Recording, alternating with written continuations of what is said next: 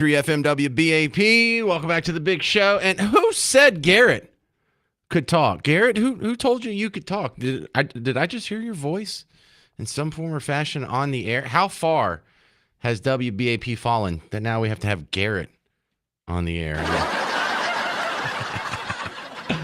Oh, we got a lot of top stories today. Listen, I can't get into all of it in this first hour. So if you're only here in your car for like the next 20 minutes and you don't hear one of the main topics that you wanted to hear, you have to come back to the podcast because today's show is just juicy for 3 hours. Because we're going to end up, I have two bigger stories than the Epstein list not being released. Can you believe that? That's my third biggest story today. On a normal news day, that would be the top story. However, the Texas flooding in the Hill Country, still our top story of the day. And then right next to it is another left-wing terror attack, this one against an ICE facility in Alvarado. And this is happening in our backyard. So if you don't get the full skinny of the show, if you can't stick around for all 3 hours, this is the perfect one to start the podcast habit on. So let's just go ahead and get right into it, because yesterday when we were talking about the Hill Country flooding, 100 people dead. We don't want to politicize it immediately. I know this happened last Friday, but this was the first time we got to do a whole show about it, and we did a really good job. Me and you get credit too. Did a really good job of keeping politics out of the show yesterday.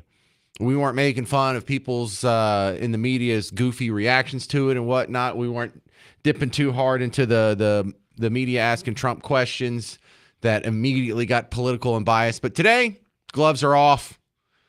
Let's start with the first time President Trump was asked about this that I saw. He's on the tarmac next to an airplane, so it's super loud.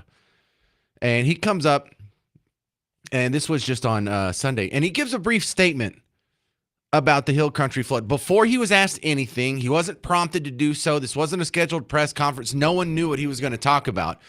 But you could see like he was walking horizontally across the frame in most people's camera shot. He saw the gaggle of reporters, and you could kind of tell he just shrugged his shoulders. He's like, yeah, I'll go give him 5 minutes. I'll go say a few words.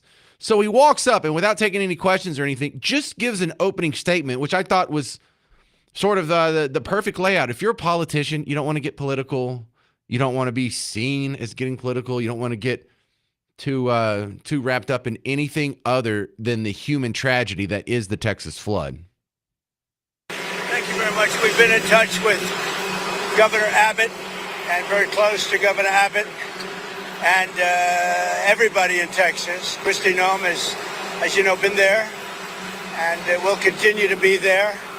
And we're working very close with representatives from Texas, and it's a horrible thing that took place.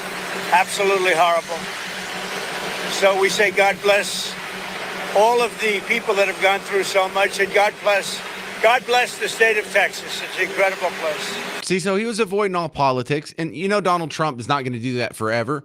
But we all recognize there's sort of a soft zone around a tragedy like this that makes you just sound inhumane if you immediately go for politics. And then the first question he takes, and I left the beginning in there. Any questions? Just to let you know that this is what they did coming out of the gate. Of all the things they could have asked about, we still have, this is Sunday. We still have a body count that's going up. We're still in rescue mode, not recovery mode. Immediately, political question. It's just kind of sickening, isn't it?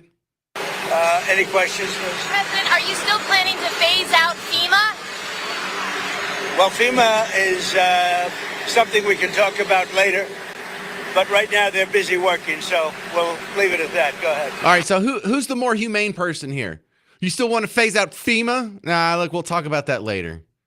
He even has an entrance ramp to get on the highway of political bashing.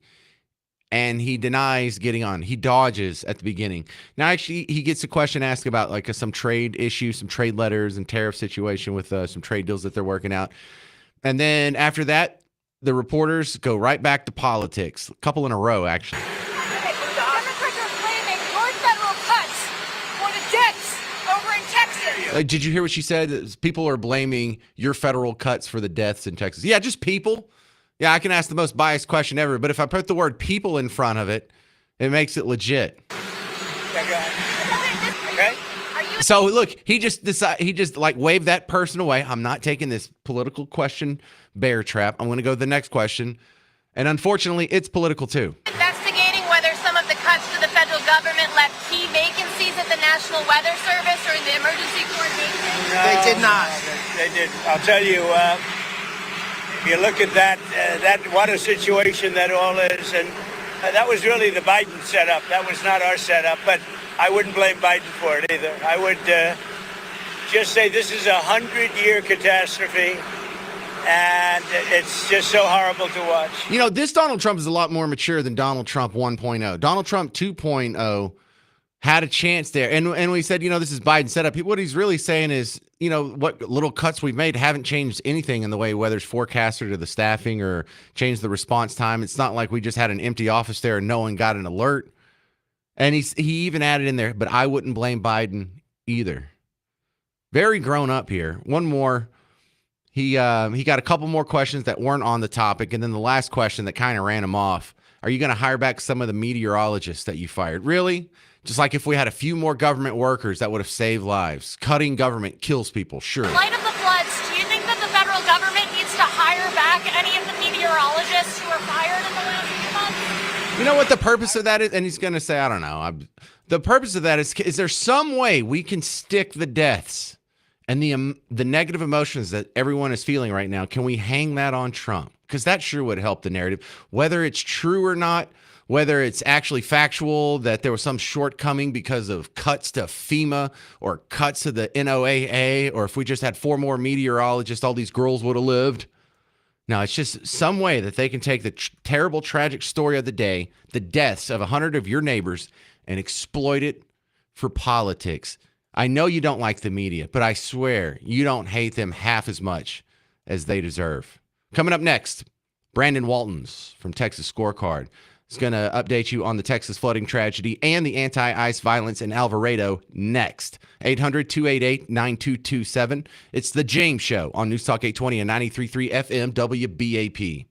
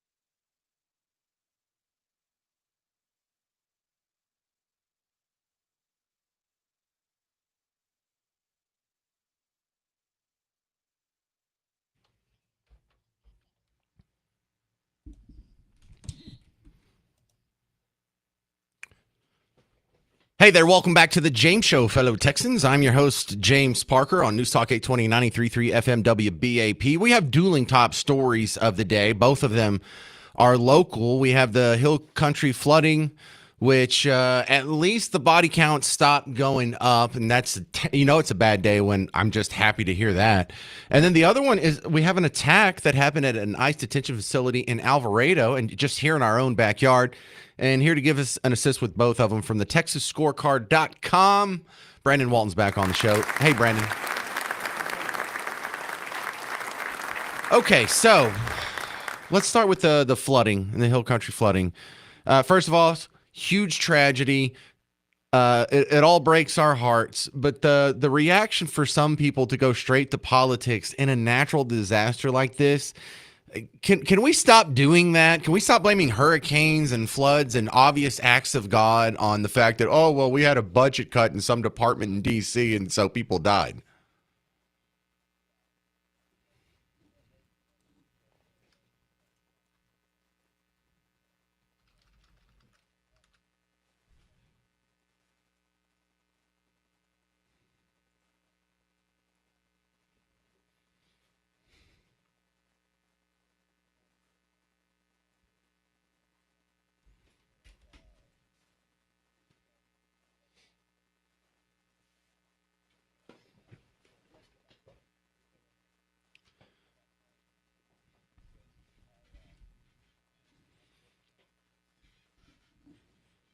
Well, I don't know these people because I have plenty of friends who are Democrat voters. They're on Team Blue, and they didn't react like, we've seen some of the ones that have gotten a little bit of attention, and rightfully so, because I'm hesitant to just go pick up the worst opinion I can find from some random nobody across America.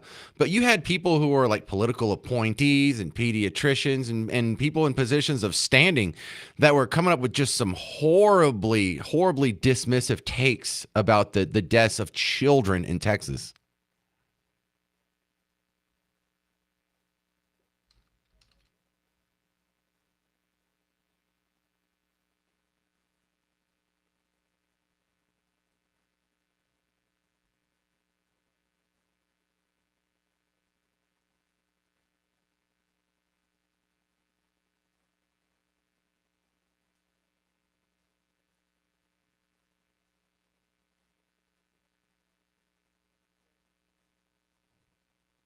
All right, we're talking with Brandon Waltons from Texas Scorecard. The other big story of the day is a Texas story, and we have the ICE attack in Alvarado. 10 people, or actually, I guess 11 people are rolled up into this, but 10 people are charged in the attack itself. One guy for tampering with evidence after the fact. And, it's kind of bothersome when you see some crazy lone wolf person on the right or left, because we have seen it both ways. There was the guy in Minnesota that shot the state reps. There was the lone wolf gunman who shot the Jewish people coming out of the museum in D.C. a while back. The one lone guy who did the flamethrower and the Molotov cocktails. But it's kind of more of a concern when you can get 10 people to agree to a terror attack like this.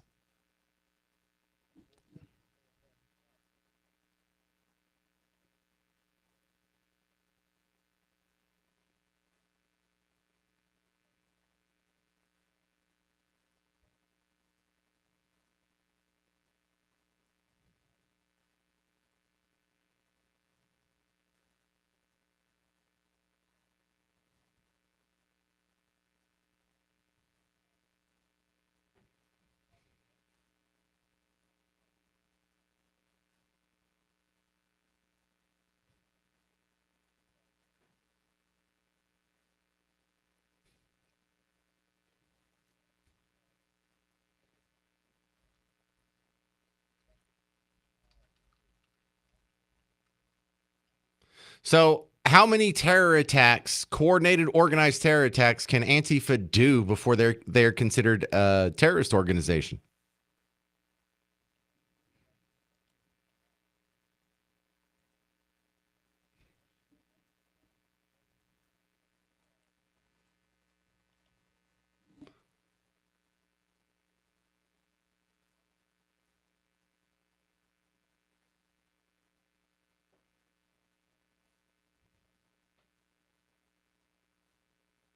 Yeah, and so the difference, though, I think, in between the Alvarado attack and the McAllen attack is wasn't the McAllen attack just one guy yesterday?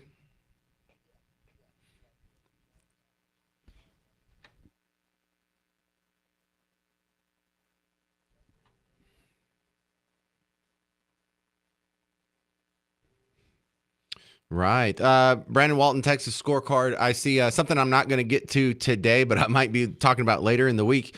You guys are still documenting bad apple teachers here in Texas and their sexual abuse of our kids.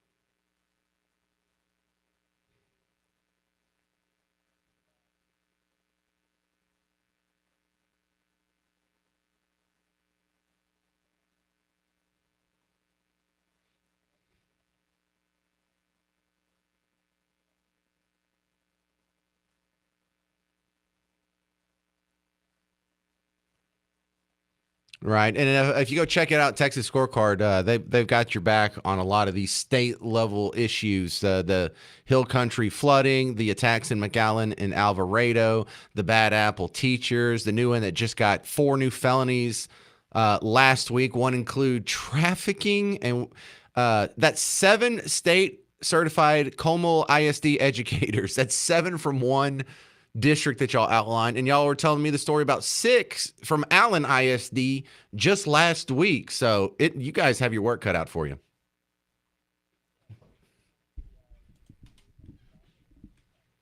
Well, I love your website. I'm a big fan, and I encourage everyone, TexasScorecard.com, if you want to keep up with Texas state level news. I know we've got it covered on the national front with Fox News and all that entails, and on the local outlets. But this is sort of that mid-state level stuff that it's a valuable resource. So thank you, Brandon Waltons. All right. Coming up next, more info and reaction, really, to the flooding. And this tells you a lot about people. You can really tell who the soulless monsters are by their reaction to the flooding deaths. Coming up next, you'll hear some of the worst on The James Show. 800-288-9227. I'm James Parker on News Talk 820, 93.3 FM WBAP.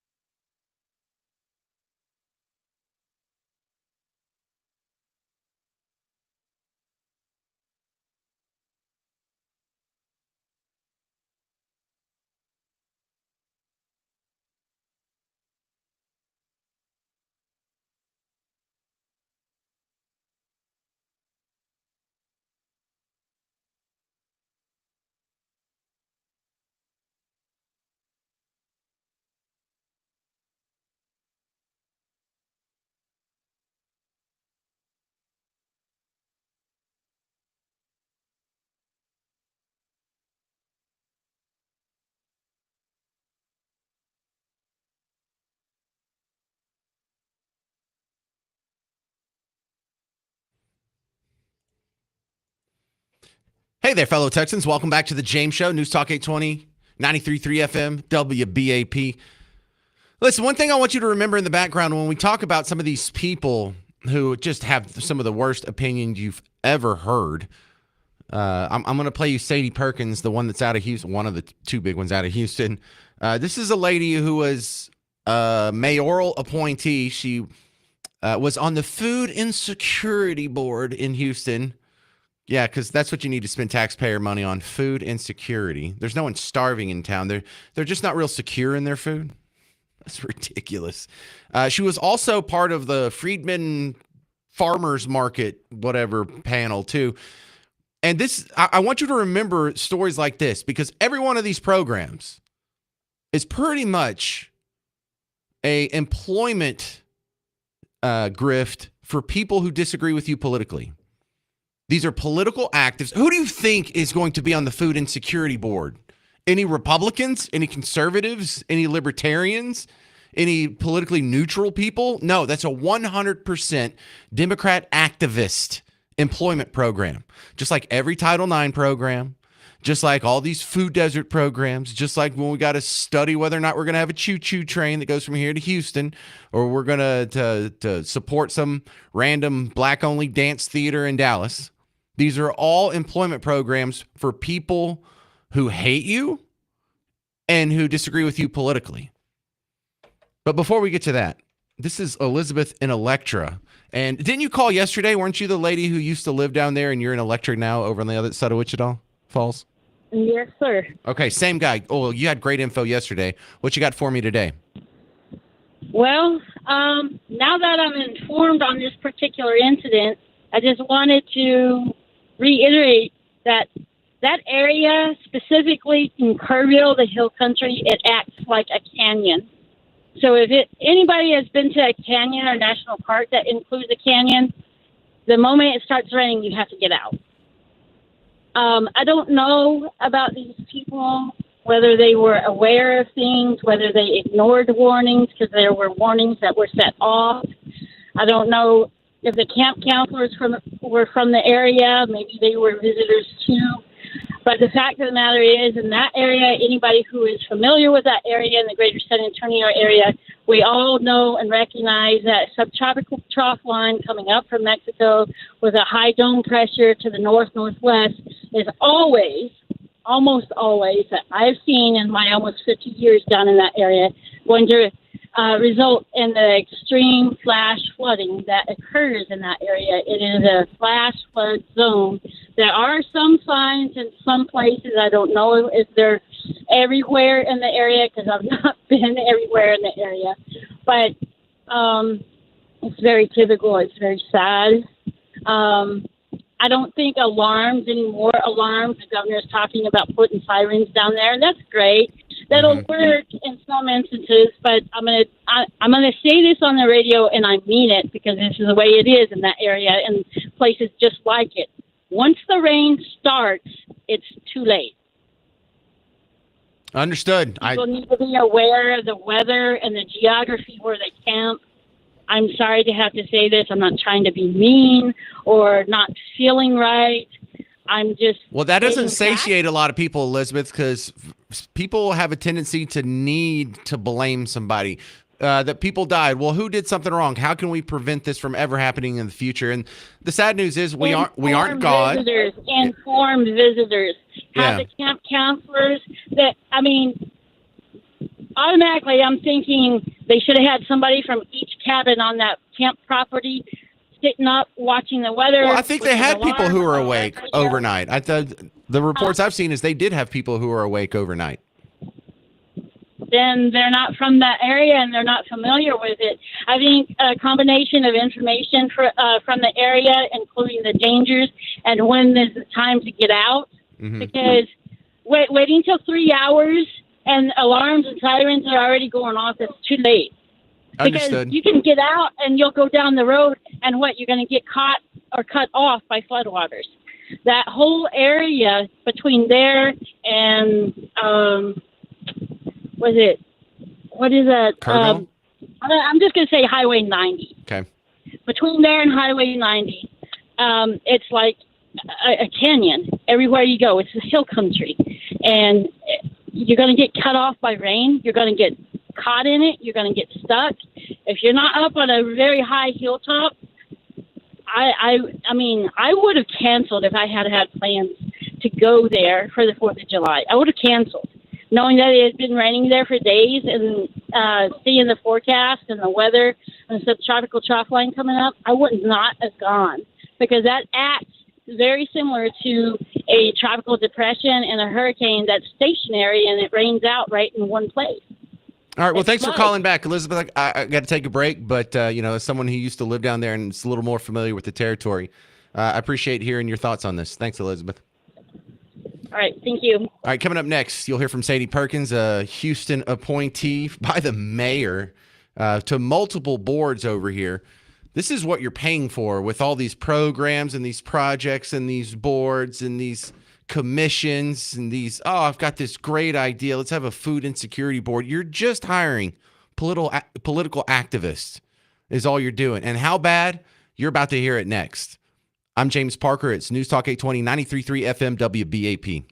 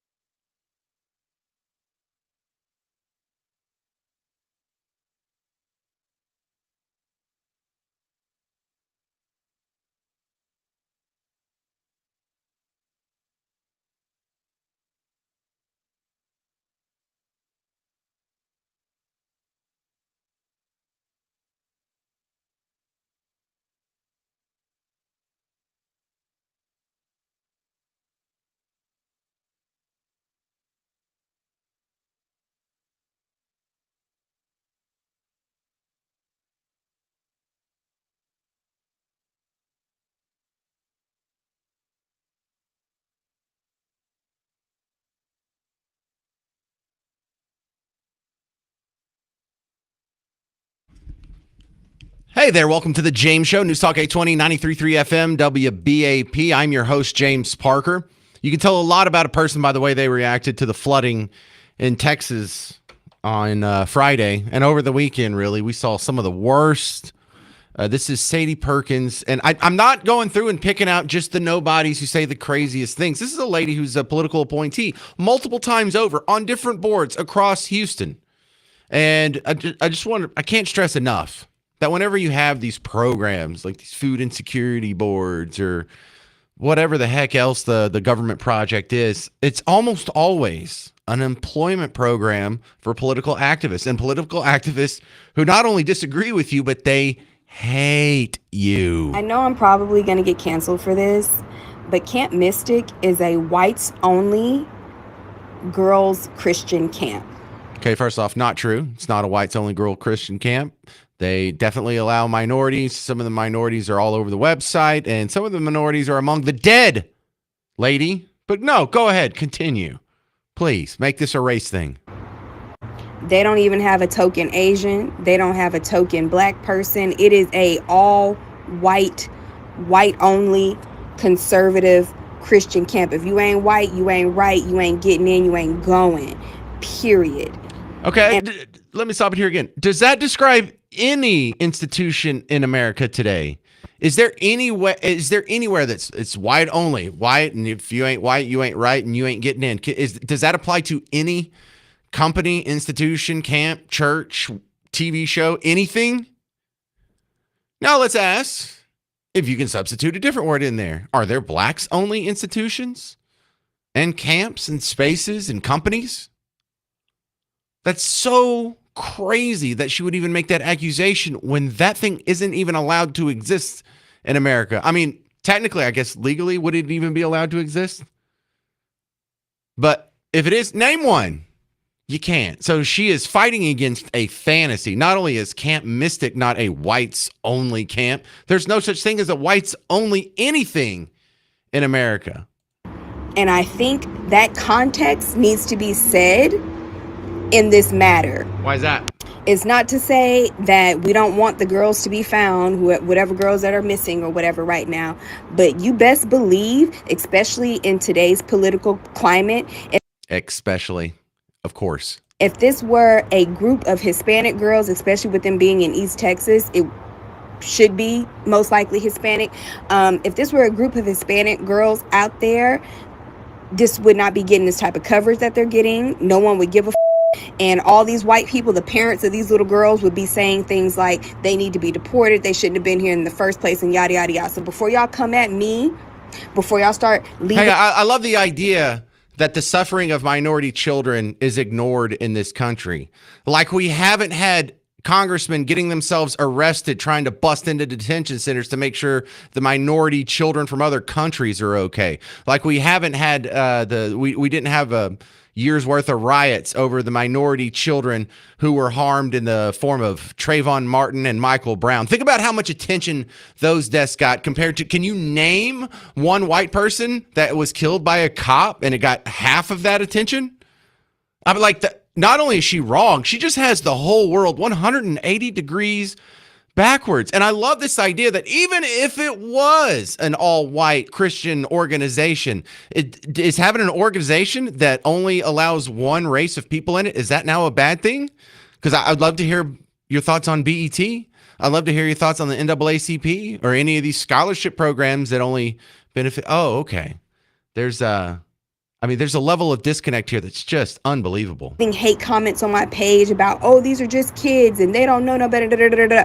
The parents of these children who are choosing, and it is a choice in 2025, it is definitely a freaking choice to go into East goddamn Texas and to make a all-white enclave exclusionary just for white people, with all the black people in East Texas, with all the Hispanic people in East Texas. Somehow, some way, you have carved out an all-white. All right, hang on.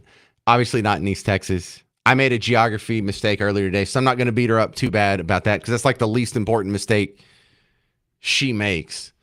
But good Lord. So making an enclave that just serves one specific demographic evil. Do you think she has any videos worried about the Sharia cities or the epic city that's planned or the many Muslim-only cities that are planned. No, so she's not really worried about people making racially segregated spaces. She's just an anti-white racist. She hates you, if you're assuming you're white. She hates me, that's for damn sure. She hates my 4 kids. What a terrible human being. She'll go on to accuse us of making concentration camps and the whole laundry list of liberal grievances here. But let me tell you something. If your reaction to children dying is, how can I exploit this politically? Or that's okay, they're from this group that I hate. You need to go check yourself. You need to go check your soul. You are a broken, evil human being that needs to be fixed. And Sadie Perkins, you need to be fixed. And it should scare the dog snot out of all of us that this lady got appointed to anything. Food and Security Board. You know, that just sounds like it was just the most hokey idea to begin with. This is who you're hiring. This is who government hires. This is who every single one of these programs, whether it's a DEI program or some other wokey program. Well, we got to have a farmer's market, or we've got to have a choo-choo train, or we've got to have more public libraries. This is who they're hiring. 800-288-9227. 800-288-9227. Kind of disgusting stuff. Coming up next, another disgusting story. Another attack by a leftist group. This is now a shooting that happened at the ICE detention facility in Alvarado, just down the road. And we got to have another adult conversation. How many terror attacks do Antifa-related people, Antifa-linked people, have to commit before they're considered a terror group? What number are we up to now? We'll go through the list and the details coming up next on The James Show. 800-288-9227. 800-288-9227. I'm James Parker on News Talk 820 and 93.3 FM WBAP.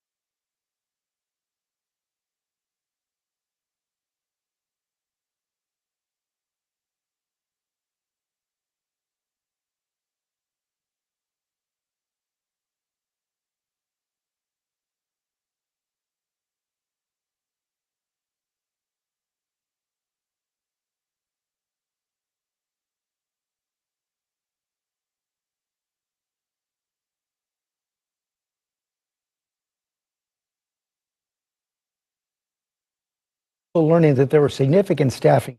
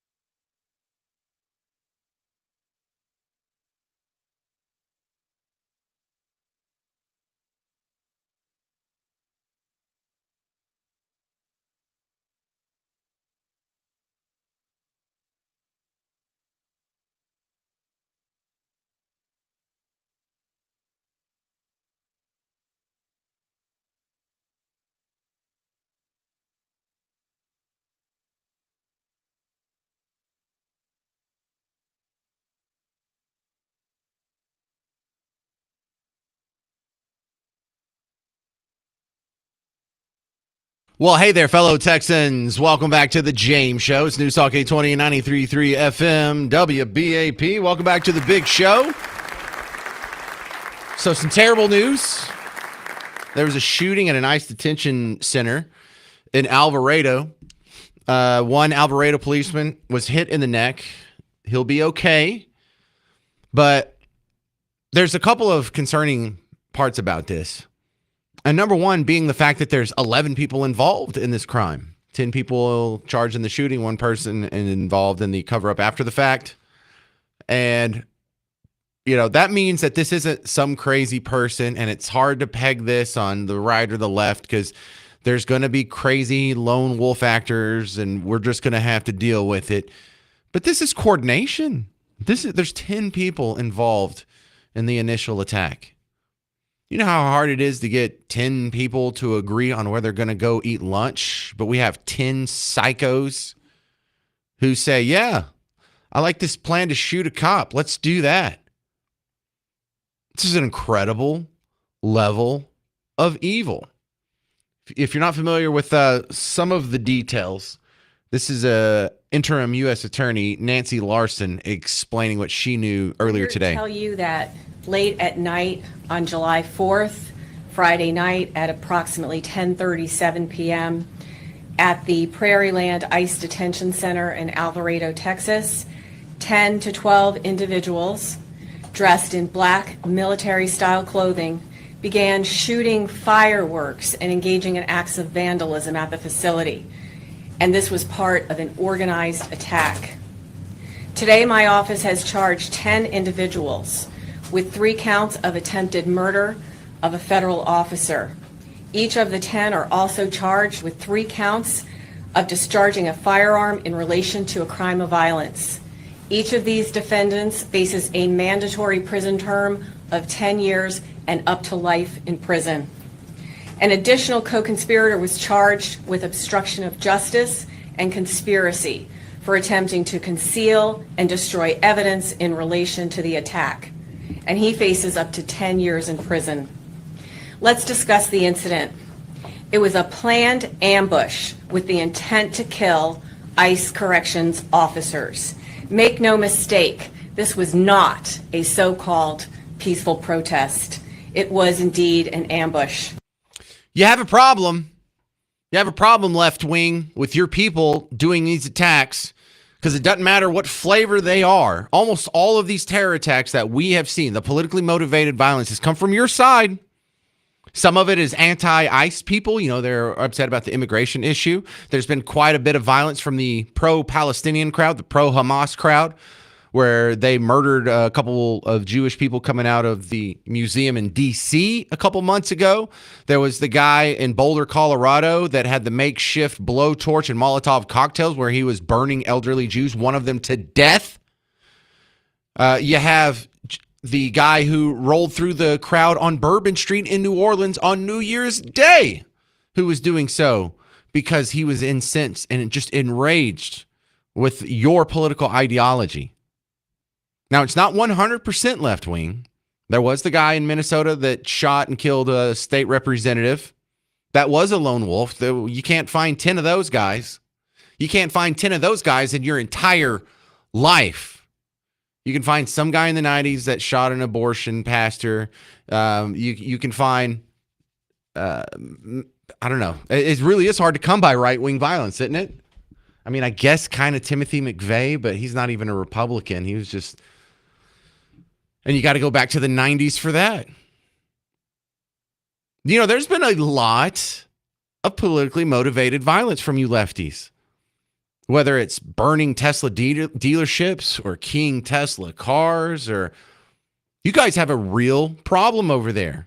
And how much violence can be perpetrated by people with Antifa ties before we all get serious and do something about Antifa? Before media, can't you call them a terrorist organization? Shouldn't Donald Trump and the Department of whatever, state or whoever's in charge of that, Homeland Security, shouldn't they put Antifa on the terrorist list? I know that's a big step because, you know, we're in a war on terror, and what are we going to do? Start drone bombing Antifa leaders? No, that's not what I'm calling for. But the first step into getting better is to admitting you have a problem. And to my lefty friends, you have a problem. Now, I'm not blaming all of you because I don't know any of my lefty friends that are okay with this. I have plenty of friends who vote Democrat, call themselves Democrat. And, a lot of them aren't okay with this. They aren't okay with what you heard from Sadie Perkins in the last segment. They aren't okay with an open border. And most of them don't think that men should play in women's sports. So when people talk about, there's a civil war on the right side of the aisle between, the America Party and the MAGA crowd, we don't agree on everything. But if we did have a third party, I think we'd split off a good half of the Democrats as well, because I know they don't like being associated with these people. 800-288-9227, 800-288-9227. Ron, Stephenville, you're on WBAP. Hey there. Hey, I think with these people, this group should definitely be charged with domestic terrorism. And that would start the ball rolling towards getting all of these people that do these things labeled as terrorists when they do it. They didn't have a problem with anybody being a white nationalist being considered a terrorist, but they're the only ones that are doing it, not us.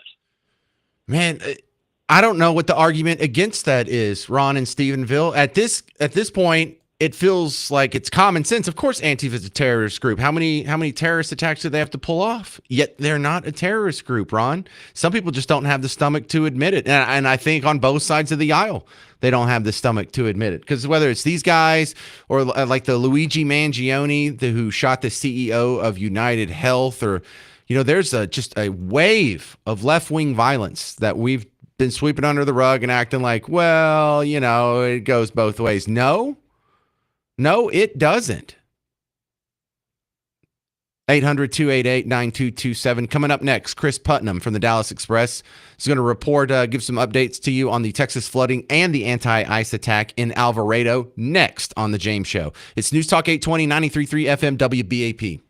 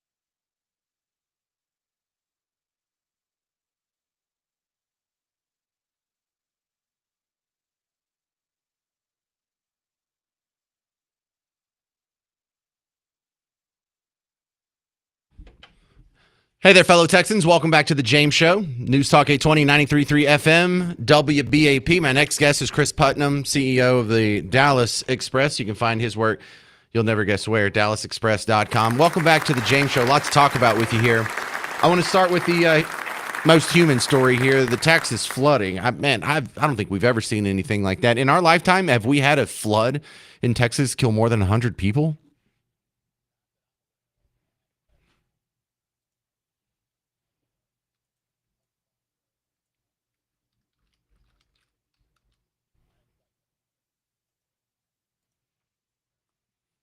Tell me about your concert.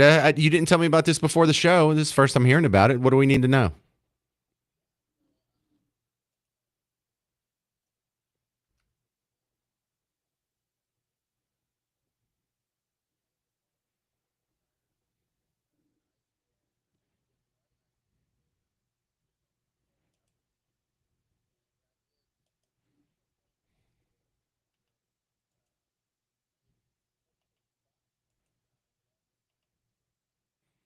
All right. Well, when we get closer to that, remind me, and we can give it a couple mentions here on the James Show. I know you guys are sick to your stomach at the way some people have responded to this, and how ugly does politics make some people act? I mean, it's important to have strong political opinions and to be aware of what's going on in the world, but some people have let it turn them into a monster.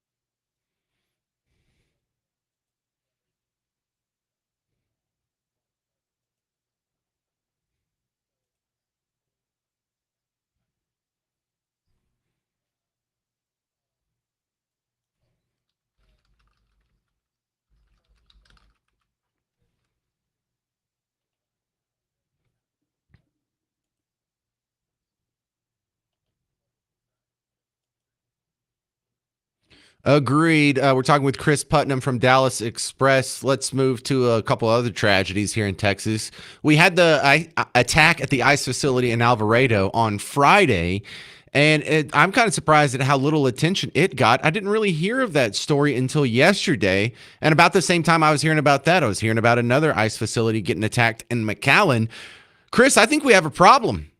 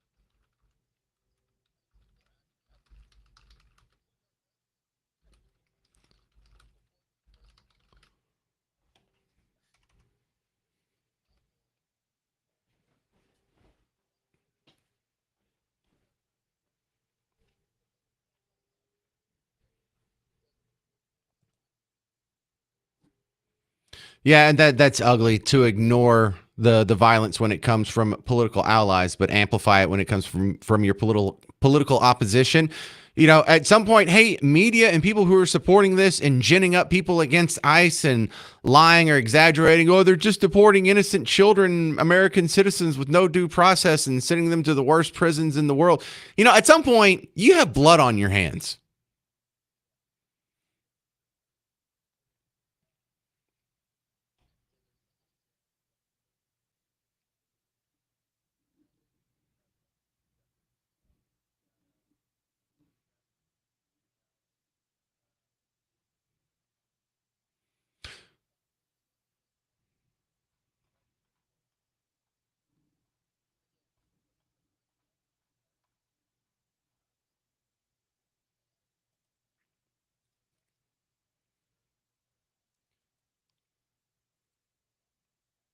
You know what? That's an important point to stick out on too, because if they are a fringe, where are the mainstream Democrat politicians denouncing these people? Well, is The View denouncing them? Is MSNBC denouncing them? Or are they just an accepted part of the left wing as a whole and not a fringe? And I think that's important to point out. Did I lose you, Chris? You did? Oh, did you mute yourself on accident or something? Because if you're going through the hill country, you can just lose your cell phone like that. I've been down there. I guess. Okay.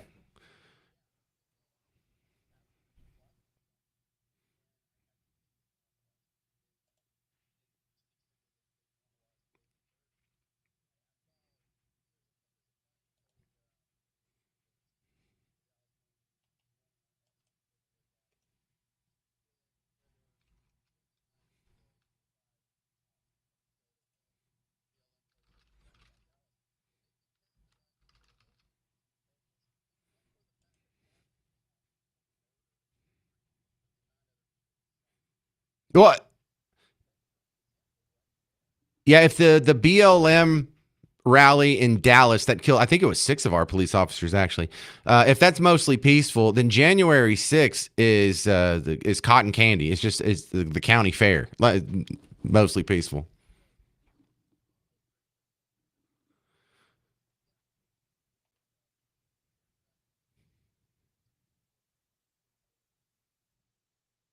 All right, we're talking with Chris Putnam from Dallas Express. Keep us updated on the benefit concert and keep doing the good work at dallasexpress.com. I appreciate your time, sir. Yeah, that's one of my websites. It's on the daily rotation, dallasexpress.com. I think something else that's important coming up in the next segment, I'm going to be playing you some context on the violence you were told to be expecting this year. You were told to be expecting what kind of violence if Donald Trump wins the election? What kind of violence is going to happen? White, rural rage. In fact, right-wing death squads are what you were told to look out for just a few months ago. We'll take a walk through recent history and put some very ugly context on this Alvarado ICE terror attack by Antifa people. Coming up next on The James Show. News Talk 820, 93.3 FM, WBAP.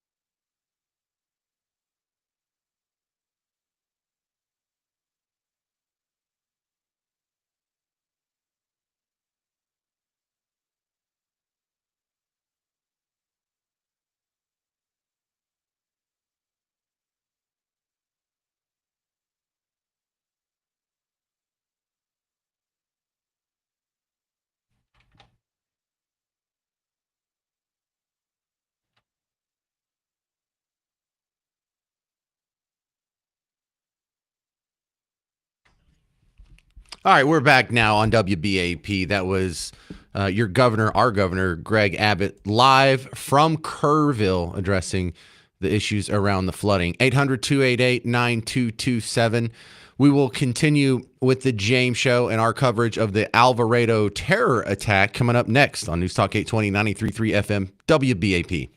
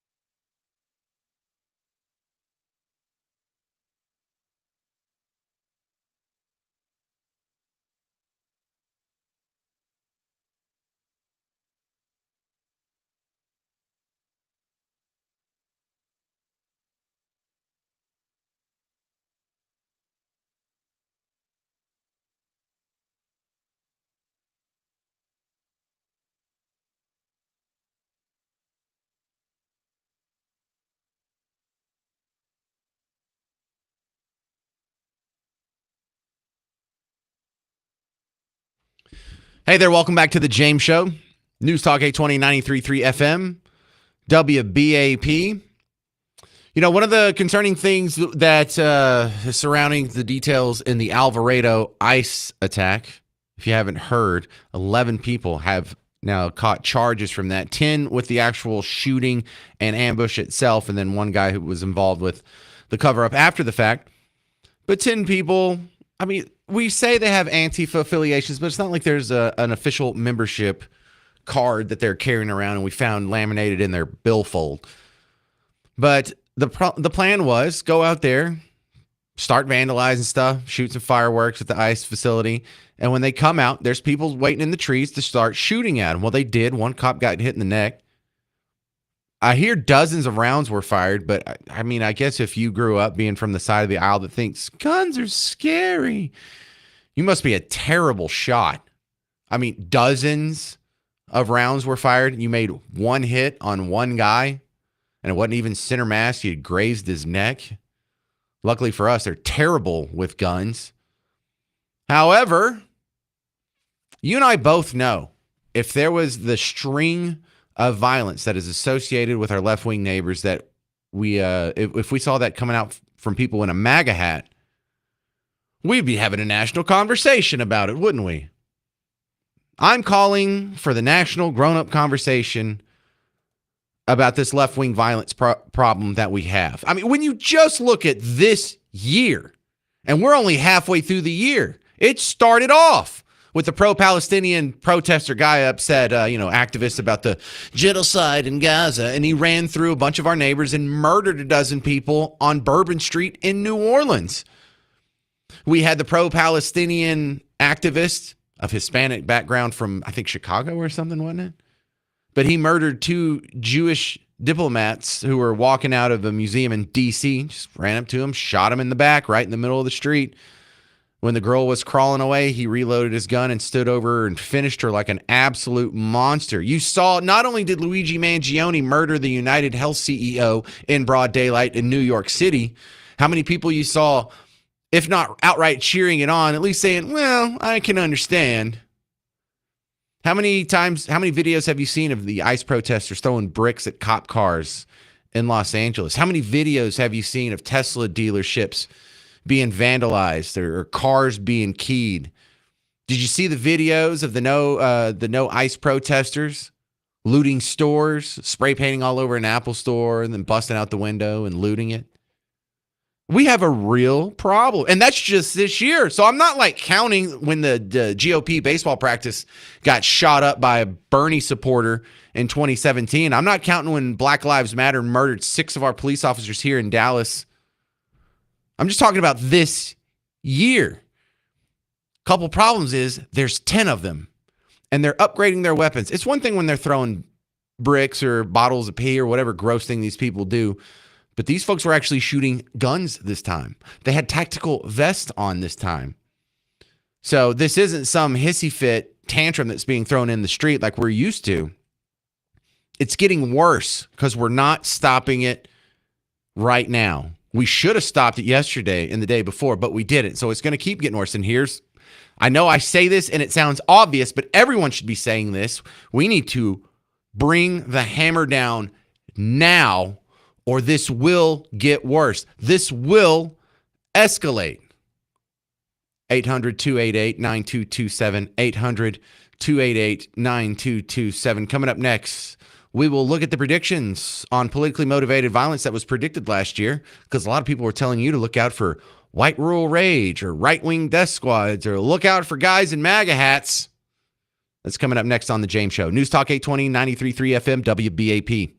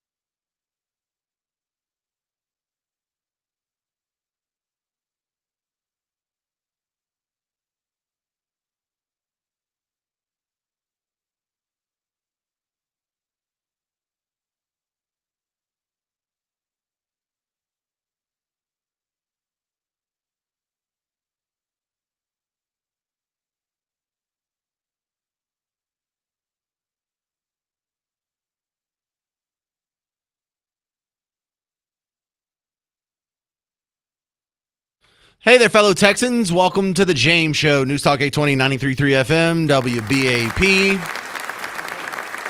Let me add a little context to one of our top stories of the day, and that is the shooting in Alvarado, the attack on the ICE the ICE facility there. Because, a lot of people were concerned, rightfully so, that we got 11 people in what can easily fit the definition of a terror attack. It's a politically motivated violence or intimidation.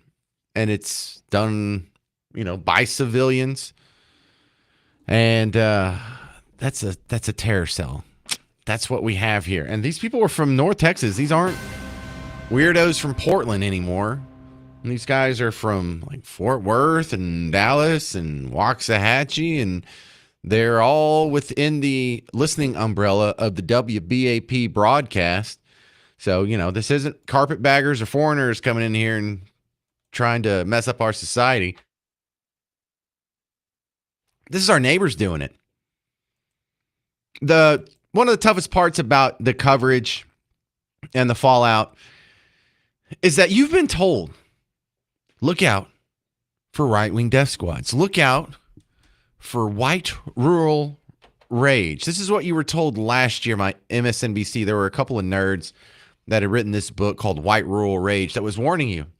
All these Trump-supporting Christian bigots from rural America, they're going to be on the rampage if Trump wins. They're a big problem. Joining us now, Professor of Political Science at the University of Maryland, Baltimore County, Tom Schaller, and journalist and opinion writer Paul Waldman. Their new book, out tomorrow, is entitled White Rural Rage, the Threat to American Democracy. And Tom, we'll start with you. Why are white rural voters a threat to democracy at this point? You would think, as we pointed out, looking at Joe Biden's background and Donald Trump's, that the opposite would be true. I mean, we lay out the fourfold interconnected threat that white rural voters pose to the country. First of all, and we show 30 polls and national studies to demonstrate this. So we provide the receipts in Chapter 6. They're the most racist, xenophobic, anti-immigrant, anti-gay geodemographic group in the country. Did you hear that? They're basing this off of polls. How about I'm going to say, no, you know what? A big problem is lefty urban rage, or just lefty rage, period. And I don't have to look at polls. You know what I can use to support my argument that the left is more violent than the right? Here's probably a more important metric, the body count. How about that? How about dead bodies? How about people actually getting shot? How about cars being set on fire? How about Ice Pigs was spray painted on some of these cars in Alvarado on Friday? Yeah, white rural rage. Shut up. The other thing you were told is, right-wing death squads, especially after the Supreme Court did the Trump immunity case, which means Trump is going to have the same immunity protections as every president in American history. They took that as they just inferred that there's going to be death squads running around with white people shooting folks. It's also scary. Scary. What is Trump? By the way, everyone agrees that Van Jones is in the closet. Anyway. It's also scary because. No, I'm sorry. Do any of your straight friends talk like that? It's also scary. That's me doing my flamboyant voice. It's also scary because what is Trump going to do? If Trump gets elected, that's really, really scary for the public because it's almost like a license to thug in a way. That is very frightening. I mean, this is a death squad ruling, and this is a president who has activated pro-Trump paramilitary groups that, wear insignia and T-shirts and hold placards celebrating literally right-wing death squads. The imperial presidency is now concretely here. And it's a dangerous precedent because the power of the office will no longer be constrained by the law. All right, we don't have to hear this whole montage, but you were told, just to refresh your memory, or if you're new to the show, this is what's been fed into your mind pretty much your entire life by the majority of the media. Look out for those evil right-wingers. They sure are violent. You have people that put videos up on TikTok and Instagram saying they're scared to go out in rural America because the people out there are so violent and dangerous and hateful. Really? That's the safest place in America. Go look at all they have maps that you can go Google right now and say, give me the maps, the counties, a map at the county level of places that had 1 or 0 murders last year. It's all rural counties. And you're also tired of hearing about this because there's a steady stream of violence coming from non-MAGA people. You know, in this case, it's anti-ICE people. You also had anti-ICE protesters throwing bricks at cop cars. But you had the pro-Palestinian people, the murdering 2 Jews in D.C., the blowtorch scenario going on. You had all the Tesla dealerships. You had 2 assassination attempts on President Trump, one of them actually hitting his ear with a bullet. Yeah, look out for the right-wing death squads. No, if you people were so worried about this case and right-wing death squad and you're so worried about politically motivated violence, where are you at on this one? Because once we admit, and we all should, I know you do, I know I do, I know Garrett does. I know Mark Levin's going to admit it after this show.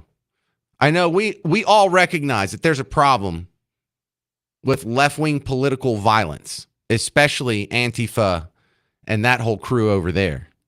But once you admit that, then you got to ask, well, who's ginning these people up? Where are they getting their ideas? Who is inciting the violence? And anybody who's being hyperbolic about ICE, you have blood on your hands now. Again, you have blood between McAllen and Alvarado.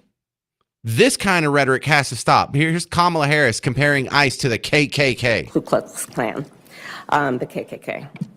Well, the Klan was what we would call today a domestic terrorist group. Why? Why would we call them domestic terrorist group? Because they tried to use fear and force to change political environment. And what was the motivation for the use of fear and It force? was based on race and ethnicity. Right. Are you aware of the perception of many about how the power and the discretion at ICE is being used to enforce the laws? Yeah, compare ICE to the KKK. Yeah, get so people so ginned up against ICE that they start committing acts of violence against them. What does that make you? That you're on the same team as the terrorist, the acting terrorist here.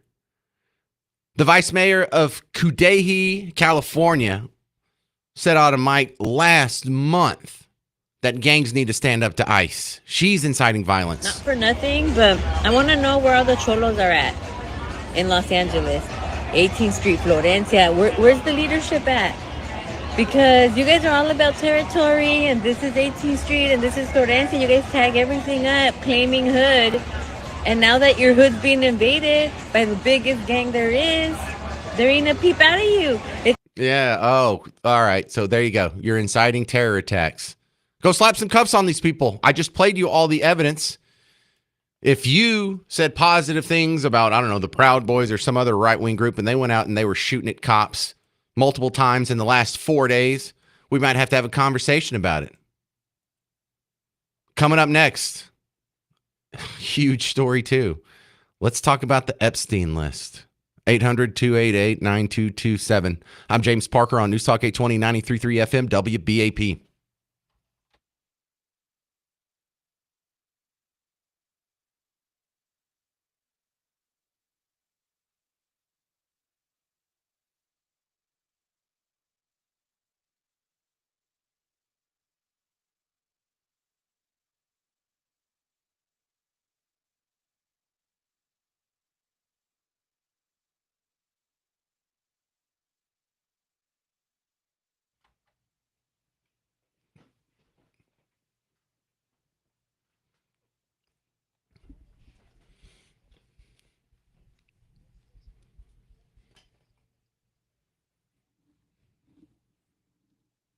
Hey, homeowners, I know you've heard a lot of bad news about storms in Texas here recently. And if you have any doubts about your roof, not only do you have a problem with your house, you have a problem because if you don't get the right roofing company, you could just have more problems down the road. James Parker here for Blue Ribbon Roofing. And one example of that is, have you gone to your insurance company to get a new roof and you tried to go through the claims process and they said, okay, we're not going to cover the cost of a whole new roof, but we'll give you $25,000. And so they just cut you a check and they dust you off and they're done with you. And from their point of view, that's a win. They're always trying to get away with paying out as little as possible and taking in as much premiums as possible. And you almost can't blame them. That's business. But how do you get a new roof with $25,000? You can't afford the rest. Here's what you do. You go to blueribbondfw.com. You talk to John, Tish, and Trevor. Actually, you'll probably just talk to one of them, not all three. And they can refile using the knowledge that they've gained over 31 years experience in dealing with insurance companies. And a lot of times they can go ahead, say the right things, fill out the right forms, talk to the right people, and get you that roof that you've been paying for. And if you're worried about having a claim, making your premiums go up, this isn't car insurance. If I go out and I cause a car wreck, yeah, my auto insurance goes up. It's not the same with your home insurance. You get a new roof, they're not allowed, legally speaking, to raise your policy, your premiums for having to pay out for a new roof. So call blueribbondfw.com. Go to their website, check out some of their 5-star reviews, give them a call, and get the insurance company back in line and get that roof that you deserve because you've been paying your premiums for a reason. Go to blueribbondfw.com.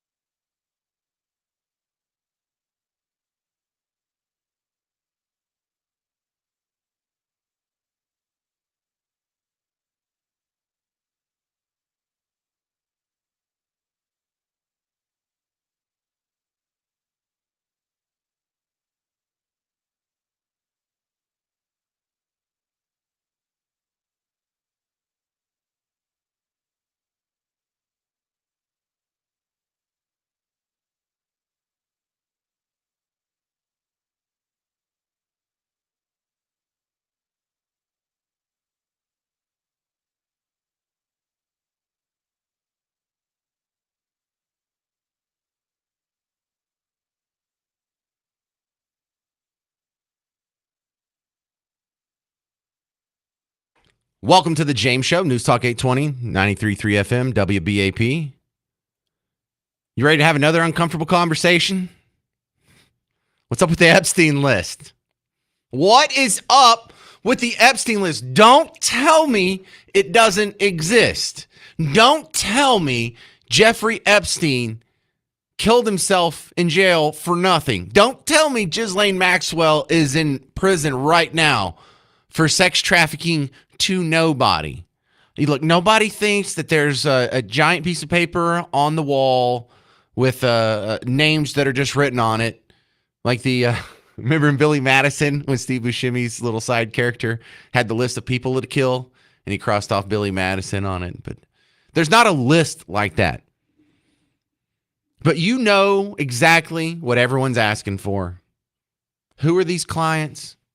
Who are the people that participated in it?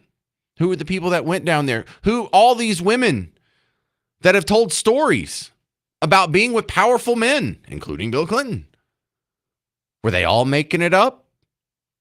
If so, what did he get arrested for? What did Ghislaine get arrested for? Were they the only ones doing it? And how do you reconcile the 2-page memo that came out this week with past statements around this case?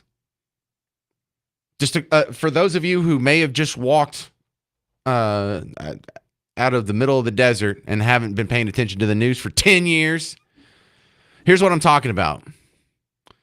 First, let's go back a couple of years when this guy got in trouble and got arrested. Why? Because a lot of the victims who have been speaking up for years, people were finally paying attention to them. And a lot of that was some of the wave left over from the Me Too movement. And this was one of the positive things. In fact, this is one of the things that the QAnon conspiracy got so popular for. They predicted there's an international pedophile ring of elites, and they're going to be coming down soon. And so when he got arrested, people started paying real attention. But look, Sarah Ransom, this is one of the ladies that says she was a regular at Epstein Island and at Epstein's places in Palm Beach and Manhattan. I think he had a ranch like in New Mexico or somewhere else. Anyway, this was just her talking to the media a few years ago. I have spent the last 17 years in my own prison for what she, Jeffrey, and all the co-conspirators did to me. I was raped repeatedly. I was raped 3 times a day sometimes. And I was not the only girl on that island. There was a constant stream of girls being raped over and over and over again. And yes, Ghislaine must die in prison because I've been in hell and back for the last 17 years. And 27 for me. I was 10 years old when Liz Stein was being trafficked. I was 10. That is how long the sex trafficking ring has been going on. Another more well-known of the Epstein victims, lady named Virginia Louise Roberts. She went by Jeffrey, and she just happened to die in April of this year. What the heck is going on? She was only 41 years old, and she was one of these people. We have a picture of her giving Bill Clinton a back massage. Uh-oh. So let's fast forward now to the current administration. When this guy was, taken into custody and he was in trouble, no one released the list. All under Joe Biden, they didn't release the list. And you may think, well, I guess that means Trump's not on it because Joe Biden would have released it. The Democrats would have released it unless Joe Biden's on it too, or unless everybody's on it. So we'll find out when Trump gets in office. If we release the list, if we can elect him, he'll release the list. We'll finally get some closure on this. And we got teased about it earlier this year. Here's a couple of statements from Attorney General Pam Bondi. The DOJ may be releasing the list of Jeffrey Epstein's clients. Will that really happen?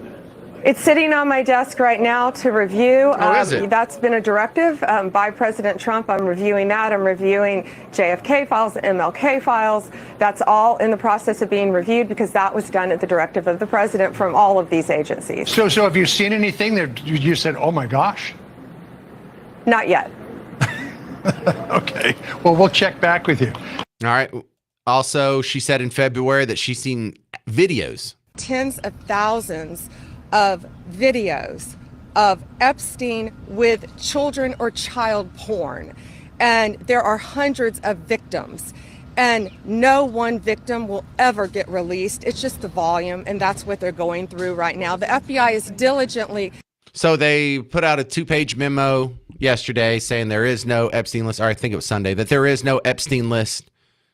There is no blackmail. There is no international pedophile sex ring roping in elites. And none of us buy it. Today, Donald Trump had a cabinet meeting. The press came in. He let him ask some questions. He was asked directly about this with Pam Bondi sitting next to him. You'll hear both of their responses next, and you are not going to like it. So stick around. 800-288-9227. 800-288-9227. I'm James Parker on News Talk 820 and 93.3 FM WBAP.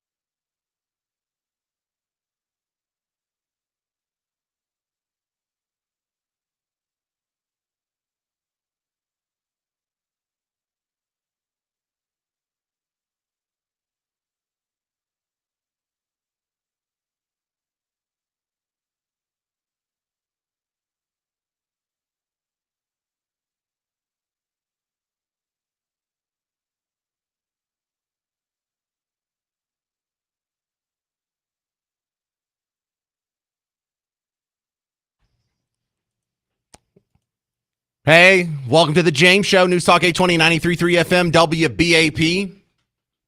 I know you got an opinion on this one. Everybody should have an opinion on this one. Why aren't we getting the Epstein list? Why aren't we getting it? Because the last administration hid it. Now this administration is hiding it. So I don't know. Is it because Trump's on the list? That's kind of hard to believe because you would think that it would have been released before he got to the election day. It probably would have been released in October of last year.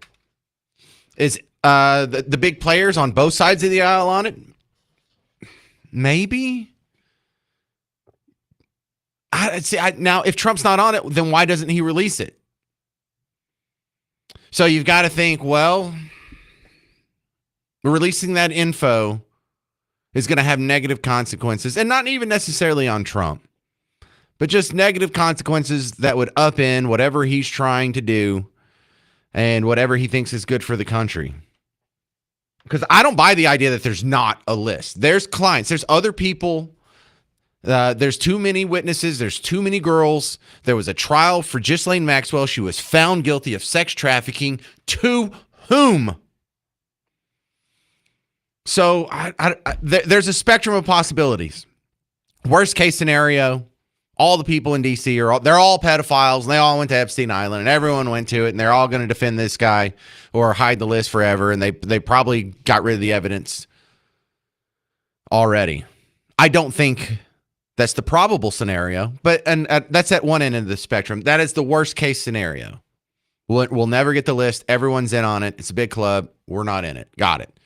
Best case scenario, let's talk about that. The most benevolent scenario possible is that Trump's not on it, Biden's not on it. In fact, not really anyone of interest to you or me is on it. However, this whole thing was set up by the CIA and or British intelligence or Israeli intelligence or whatever. And it's been used as a blackmail scheme, and they don't want to lose that power. And they also don't want to have the American people be completely against the CIA, be completely skeptical of government forever. I mean, I would love to see that, but that's the most benevolent. No one's on it. Biden's not on it. Trump's not on it. And I don't believe that either. I don't think that's the probable scenario. I think the truth is going to be somewhere between those two extremes. Everyone's on it and nobody's on it. Or no one of import to you and me is on it. The truth is going to be somewhere between those two polar opposites.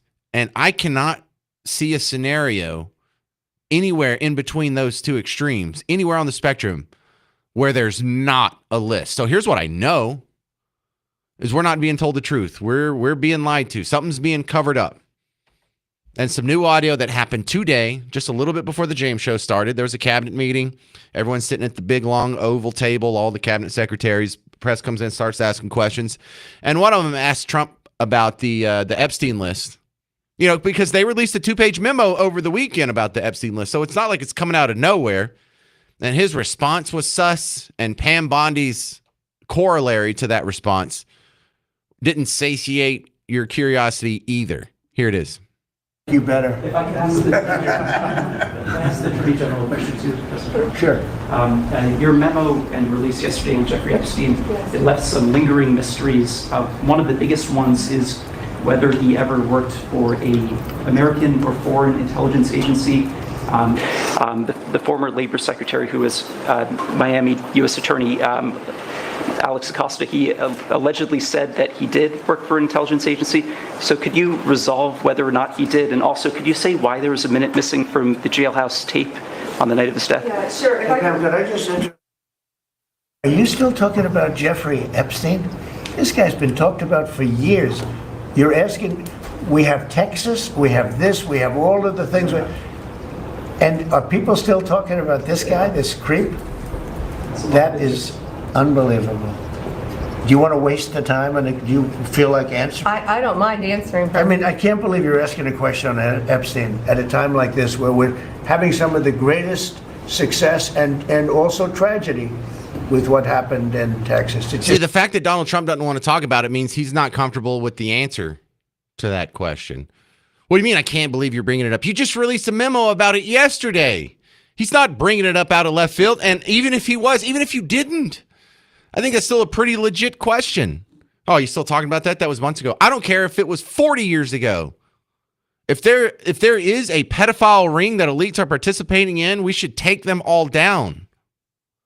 How about we get justice for the children that were raped on Epstein Island? I don't think there's a statute of limitation on my disgust for that. Anyway, we'll let him continue. Seems like a desecration, but you go ahead.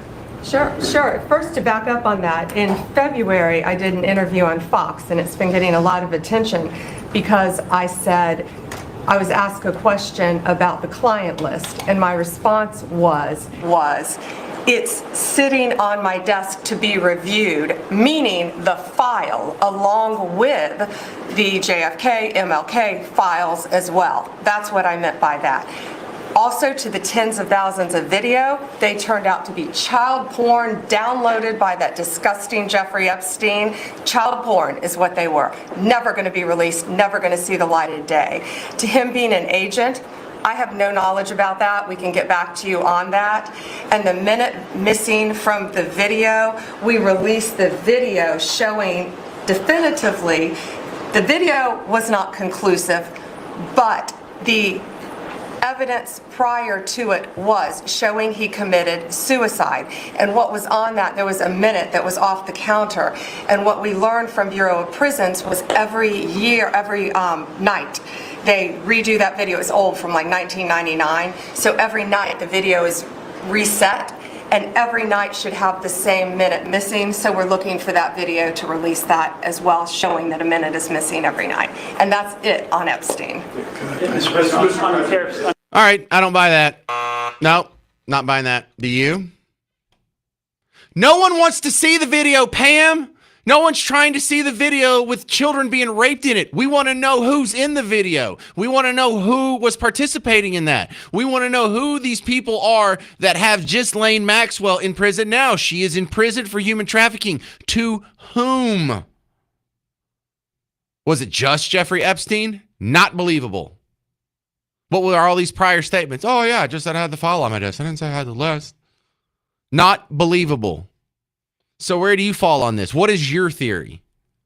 I told you mine. I would like to hear yours. 800-288-9227. 800-288-9227. I feel, am I missing something here? Is anybody really okay with this? Even if you're the greatest Trump supporter in the world, aren't you a little skeptical about this? So we'll hear caller theories on the Epstein list scandal next on the James Show. 800-288-9227. It's News Talk 820 and 93.3 FM, WBAP.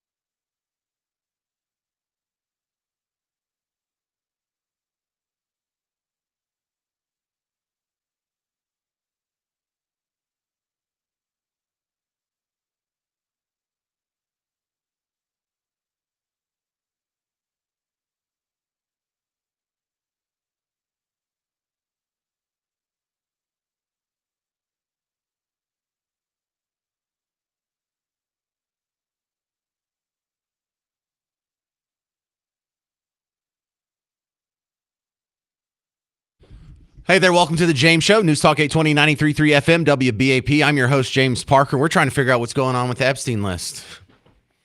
You know, did they just delete all the evidence? Even if they did, can't you go back and look at court transcripts from the Ghislaine Maxwell file? How can there not be an Epstein list? Because that's what the 2-page memo from the Justice Department told you just yesterday.